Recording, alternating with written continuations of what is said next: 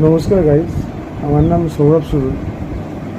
এর আগে আমি আমার এগ্রিকালচারের কিছু প্রোডাক্ট নিয়ে চাষির মন্তব্য সহ ভিডিও আপলোড করেছিলাম, কিন্তু এই পর্বে আমরা আলোচনা করব আমি যে মেন আমার কাছে 4টে প্রোডাক্ট আছে। তো 4টে প্রোডাক্টের কী গুণ আছে, কেন দেবেন বা কিসের জন্য দেবেন, কখন দিতে হবে, টোটাল এবং কি বেনিফিট আছে, ঠিক আছে, কি প্রাইস আছে, অফার আছে, সমস্ত কিছু ডিটেলস আলোচনা করব।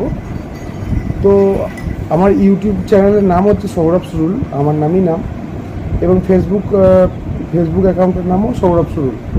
তো আপনারা ইউটিউব চ্যানেলটা সাবস্ক্রাইব করে দেবেন এবং ভিডিওটা একটা লাইক করবেন যদি ভিডিওটা খুব ভালো লাগে। আর ফেসবুকের ক্ষেত্রে বলছি, ফেসবুকটা ফলো করে দিয়ে ভিডিওটা লাইক করে দেবেন। তো আমরা শুরু করি। আজকালকার যুগে দেখুন, বর্তমান দিনে আজকে আমরা যে কৃষি উন্নয়ন, এই যে কথাটা, এই কথাটা নিয়ে আমরা আলোচনা করছি, ঠিক কথাই, কিন্তু এখানে কোথাও না কোথাও আমাদের একটা ভুলভ্রান্তি লুকিয়ে আছে।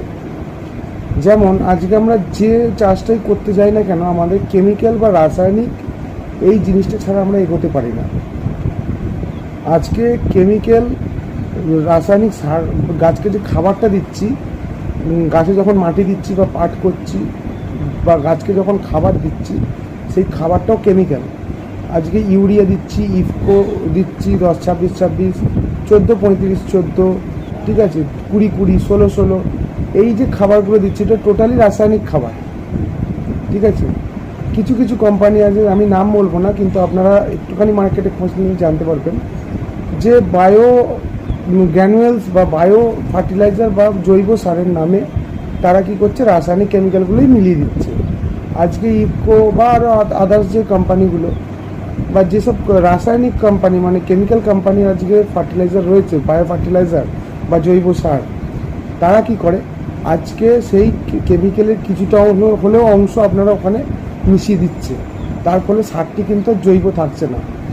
আমরা যে বলছি যে মাটি ফেরানো, মাটি আজকে অধিকাংশ ক্ষেত্রে রাসায়নিক সার দিয়ে মানে রাসায়নিক সার দিয়ে দেওয়ার পরই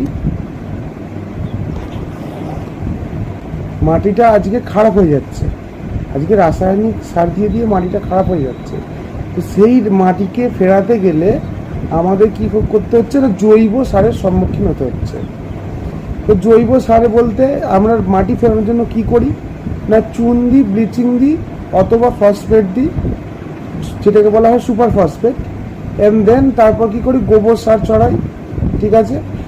এবার পাঁক মাটিতে এখন কোথাও আমরা সব